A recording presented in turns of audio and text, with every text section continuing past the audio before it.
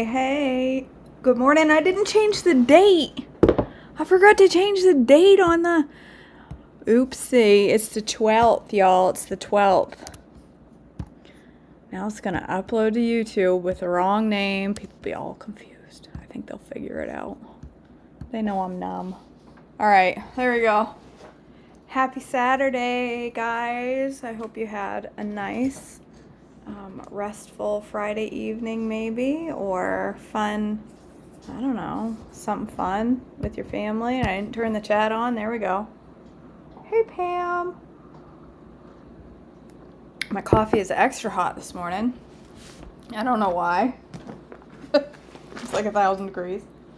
All right, let's do our devotions for March 12th. Oh, we're into Deuteronomy. Hey, we made it through Numbers, y'all. That's a big deal. We start getting into more of the stories and less of the numbers. I guess is what I'm trying to say. All right. There's a note here that says, after wandering in the wilderness for nearly 40 years, Israel receives Moses' final instruction before he dies.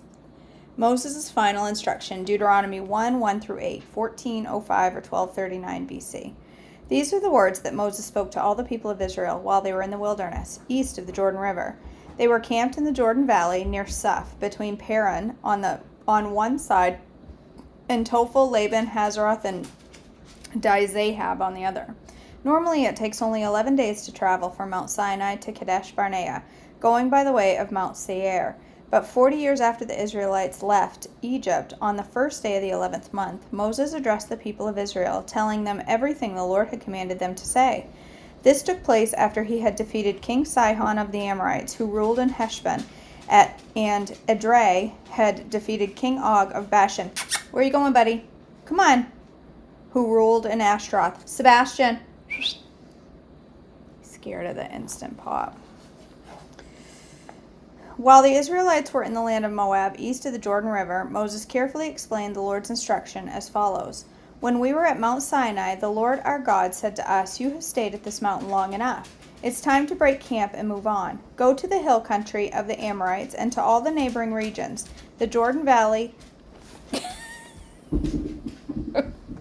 the hill country, the western foothills, the Negev, and the coastal plain. Go to the land of the Canaanites and to Lebanon and all the way to the great Euphrates River. Look, I am giving this land to you. Go in and occupy it, for it is the land the Lord swore to give your ancestors, Abraham, Isaac, and Jacob, and to all of their descendants. Moses appoints leaders from each tribe. Deuteronomy 1 through 18. Moses continues, at that time I told you, you are too great a burden for me to carry all by myself. The Lord your God has increased your population, making you as numerous as the stars. And may the Lord, the God of your ancestors, multiply you 1,000 times more and bless you as he promised. But you are such a heavy load to carry. How can I deal with all your problems and bickering? Choose some well-respected men from each tribe who are known for their wisdom and understanding, and I will appoint them as your leaders. Then you responded, your plan is a good one. So I took wise and respected men you had selected from your tribe and appointed them to serve as judges and officials over you. Some were responsible for 1,000 people, some for 100, some for 50, and some for 10. At that time I instructed the judges, you must hear the case of your fellow Israelites and foreigners living among you. Be perfectly fair in your decision and impartial in your judgments. Hear the case of those who are as poor as well as those who are rich. Don't be afraid of anyone's anger, for the decision you make is God's decision. Bring me any cases that are too difficult for you, and I will handle them. At that time, I gave you instructions about everything you were to do. Scouts explore the land, Deuteronomy 1:19 through 25. Then, just as the Lord our God had commanded us, we left Mount Sinai and traveled through the great and terrifying wilderness, as you yourselves remember, and headed toward the hill country of the Amorites. When we were at Kadesh Barnea, I told you, you have now reached the hill country of the Amorites that the Lord our God is giving us. Look, he has placed the land in front of you. Go and occupy it as the Lord, the God of your ancestors, has promised you. Don't be afraid. Don't be discouraged. But you all came to me and said, first, let's send out scouts to explore the land for us. They will advise us on the best route to take and which towns we should enter. This seemed to be a good idea to me, so I chose 12 scouts, one from each of your tribes. They headed for the hill country and came to the valley of Escol and explored it. They picked some of its fruit and brought it back to us, and they reported, "The land the Lord our God has given us is indeed a good land." Israel rebels against the Lord. Deuteronomy 1:26-46. But you rebelled against the command of the Lord your God and refused to go in. You complained in your tents and said, "The Lord must hate us. That's why he brought us here from Egypt, to hand us over to the Amorites to be slaughtered." Everything the Lord brought them through to this point, and they still don't believe him. They still don't believe him. Where was I? Where can we go? Our brothers have demoralized us with their report. They tell us, "The people of the land are taller and more powerful than we are, and their towns are large and walls rising high into the sky. We even saw giants there, the descendants of Anak." But I said to you, "Don't be shocked or afraid of them. The Lord your God is going ahead of you. He will fight for you, just as you saw him do in Egypt. And just how you saw the Lord your God cared for you along the way as you traveled through the wilderness, just as a father cares for his child. Now he has brought you to this place." But even after all he did, you refused to trust the Lord your God, who goes before you looking for the best places to camp and guiding you with a pillar of fire by night and a pillar of cloud by day. When the Lord heard your complaining, he became very angry. So he solemnly swore, "Not one of you from this wicked generation will live to see the good land I swore to give your ancestors, except Caleb, son of Jephunneh. He will see the land because he has followed the Lord completely. I will give him and his descendants some of the very land he explored during his scouting mission." And the Lord was also angry with me because of you. He said to me, "Moses, not even you will enter the promised land. Instead, your assistant Joshua, son of Nun, will lead the people into the land. Encourage him, for he will lead Israel as they take possession of it. I will give the land to your little ones, your innocent children. You were afraid they would be captured, but they will be the ones who occupy it. And as for you, turn around now and go back and forth through the wilderness toward the Red Sea." Then you confessed, "We have sinned against the Lord. We will go into the land and fight for it, as the Lord our God has commanded us." So your men strapped on their weapons, thinking it would be easy to attack the hill country. But the Lord told me to tell you, "Do not attack, for I am with you. If you go ahead on your own, you will be crushed by your enemies." This is what I told you, but you would not listen. Instead, you rebelled against the Lord's command and arrogantly went into the hill country to fight. But the Amorites who lived there came out against you like a swarm of bees. They chased and battered you all the way from Seir to Hormah. Then you returned and wept before the Lord, but he refused to listen. So you stayed there at Kadesh for a long time. Remembering Israel's wanderings, Deuteronomy 2:1-25. Then we turned around and headed back across the wilderness towards the Red Sea, just as the Lord had instructed me, and we wandered around in the region of Mount Seir for a long time.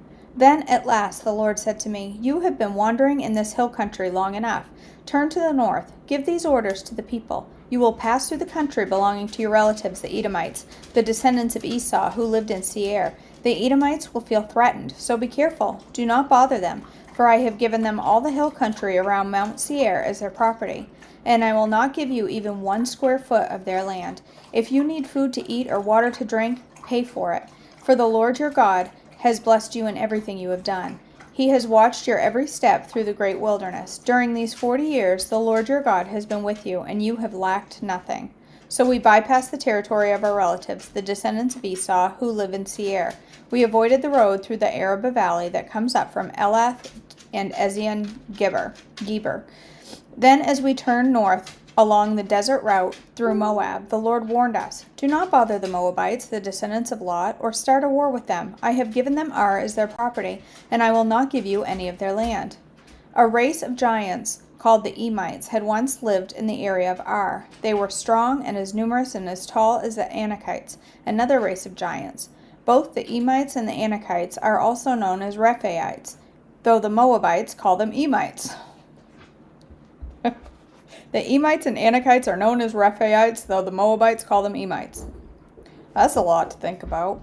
In earlier times, the Horites had lived in Seir, but they were driven out and displaced by the descendants of Esau, just as Israel drove out the people of Canaan, and when the Lord gave Israel their land. Moses continued, Then the Lord said to us, "Get moving, cross the Zered brook." So we crossed the brook. 38 years passed from the time we left Kadesh Barnea until we finally crossed the Zered brook. By then, all the men old enough to fight in battle had died in the wilderness, as the Lord had vowed would happen. The Lord struck them down until they had all been eliminated from the community. When all the men of fighting age had died, the Lord said to me, "Today you will cross the border of Moab at Ar." Thank you for the bone, Bassie. Thank you for the bone. "And enter the land of the Ammonites, the descendants of Lot, but do not bother them or start a war with them. I have given the land of Ammon to them as their property, and I will not give you any of their land." That area, once considered the land of the Rephaites, who lived there through the Ammonites, called them Zamzamites. They were also called strong and as numerous and as tall as the Anakites, but the Lord destroyed them so the Ammonites could occupy their land. He had done the same for the descendants of Esau who lived in Seir. You hear this dog? Bassie, lay down, bud. Lay down. For he had destroyed the Horites so they could settle in their place. The descendants of Esau live there to this day. A similar thing happened when the Caphtorites from Crete invaded and destroyed the Avites who lived in the villages in the area of Gaza. Moses continued, "Then the Lord said, 'Now get moving, cross the Arnon Gorge. Look, I will hand over to you Sihon, the Amorite king of Heshbon, and I will give you his land. Attack him and begin to occupy the land. Beginning today, I will make people throughout the earth terrified because of you. When they hear reports about you, they will tremble with fear and dread." Victory over Sihon of Heshbon. Deuteronomy 2:26-37. Moses continued, "From the wilderness of Kedemoth I sent ambassadors of King Sihon of Heshbon with this proposal of peace. Let us travel through your land. We will stay on the main road and won't turn off into the fields on either side. Sell us food to eat and water to drink, and we will pay for it. All we want is permission to pass through your land. The descendants of Esau who live in Seir allowed us to go through their country, and so did the Moabites who live in Ar. Let us pass through until we cross the Jordan into the land the Lord our God is giving us." But King Sihon of Heshbon refused to allow us to pass through, because the Lord your God made Sihon stubborn and defiant, so he could help you defeat him as he has done now. Then the Lord said to me, "Look, I have begun to hand King Sihon and his land over to you. Begin now to conquer and occupy his land." Then King Sihon declared war on us and mobilized his forces at Jahaz. But the Lord our God handed him over to us, and we crushed him, his sons, and all of his people. We conquered all his towns and completely destroyed everyone, men, women, and children. Not a single person was spared. We took all the livestock as plunder for ourselves, along with anything of value from the towns we ransacked. The Lord our God has also helped us conquer Arior on the edge of Arnon Gorge, and the town in the gorge, for the whole area as far as Gilead. No town had walls too strong for us. However, we avoided the land of the Ammonites all along the Jabbok River and the towns in the hill country, all the places the Lord our God had commanded us to leave alone. Victory over Og at Bashan. Deuteronomy 3:1-11. Next we turned and headed for the land of Bashan, where King Og and his entire army attacked us at Edrei. But the Lord told me, "Do not be afraid of him, for I have given you victory over Og and his entire army, and I will give you all of his land. Treat him just as you treated the king Sihon of the Amorites who ruled in Heshbon." So the Lord our God handed King Og over to his and all of his people over to us, and we killed them all. Not a single person survived. We conquered all 60 of his towns, the entire Argob region in his kingdom of Bashan. Not a single town escaped our conquest. These towns were all fortified with high walls and barred gates. We also took many unwalled villages at the same time. We completely destroyed the kingdom of Bashan, just as we had destroyed King Sihon of Heshbon. We destroyed all the people in every town we conquered, men, women, and children alike. But we kept all the livestock for ourselves and took plunder from all the towns. So we took the land of the 2 Amorite kings east of the Jordan River, all the way from the Arnon Gorge to Mount Hermon. Mount Hermon is also called Sirion by the Sidonians, and the Amorites call it Senir. We had conquered all the cities on the plateau and all Gilead and Bashan, as far as the towns of Selek and Edrei. which were part of Og's kingdom of Bashan. King Og of Bashan was the last survivor of the giant Rephaites. His bed was made of iron and was more than 13 feet long and 6 feet wide. It can still be seen in the Ammonite city of Rabbah. Land division east of the Jordan. Deuteronomy 3:12 through 20. We took possession of this land. When we took possession of this land, I gave the tribes of Reuben and Gad the territory beyond Aroer along the Arnon Gorge, plus half of the hill country of Gilead with its towns.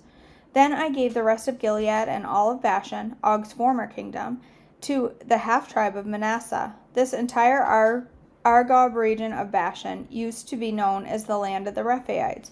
Jair, a leader from the tribe of Manasseh, conquered the whole Argob region in Bashan, all the way to the border of the Geshurites and the Maacathites.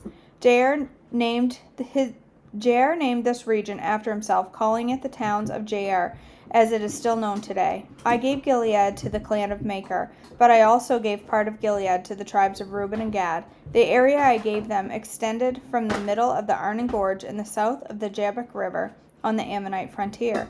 They also received the Jordan Valley, all the way from the Sea of Galilee down to the Dead Sea, with the Jordan River serving as the western boundary.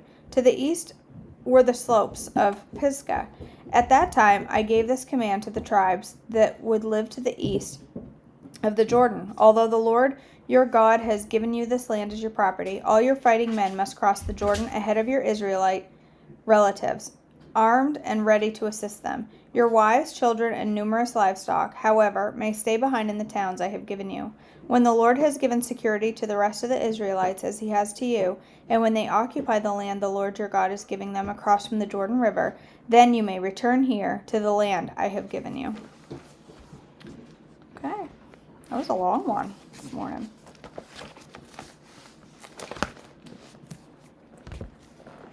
All right, let's do, yes, faith. Stories versus stats. Exactly. Stories are more fun. Stats are important and hard to read. All right, let's do day 71 of Trim Healthy Devotions. All right, keep memories alive.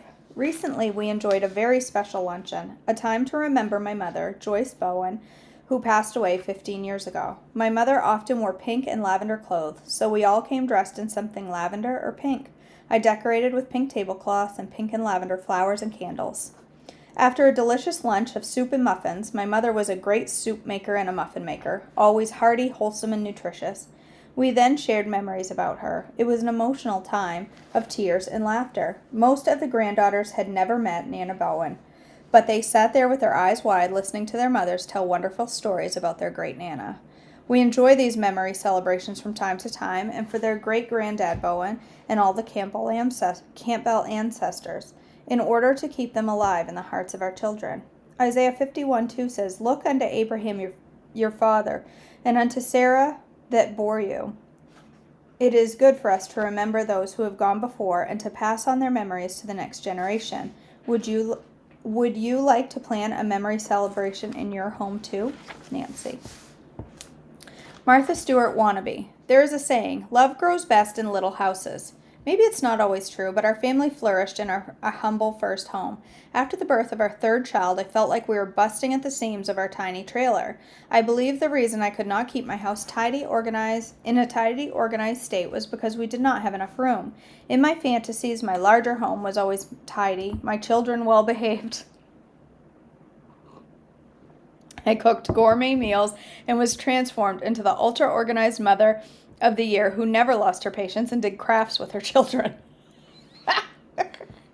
Eventually, we moved further out into the country and I got exactly what I wanted, 2,500 square feet on an acre lot. It felt like a castle, even though it was another trailer home, but it was a double wide this time. Coming up in the world, I kept this new house perfectly tidy and even vacuumed the light-colored carpet. Big mistake when you have children. Every single day for about 2 whole months. But then reality set in. My children were no more better behaved. I was only temporarily better organized. I kept wanting to repaint the walls, and I was exhausted from vacuuming 2,500 square feet every day. When I did crafts with the children, the homemade blue Play-Doh ground into the light carpet and the gingerbread houses collapsed. Bigger homes, newer cars, and more cupboard space, none of these shape us into better, kinder people. Allowing God to search our hearts, bringing our imperfections and failings before Him, and allowing Him to change us, that is how we become more like our Father. Pearl. Ageless beauty. I don't believe it's wrong for women to make an effort to be beautiful. The Bible describes many women who were beautiful in outward appearance, and they weren't all evil for that matter, but I do believe it's wrong to let physical beauty outshine our inner beauty. As Proverbs 11:22 says, "As a jewel of gold in a swine's snout, so is a fair woman which is without discretion."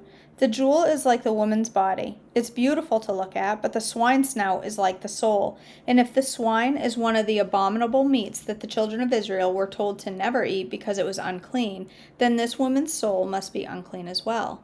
But with discretion comes perception, intelligence, judgment, reason, and understanding, and therefore a beautiful soul. Besides, if our bodies come from dust and we return to dust, why not focus on what is eternal? Meadow. All right. Faith. She's describing Sarah McNutt, I know, and her beautiful plants and her craftiness. All right, you guys, thanks for joining me for devotions this morning.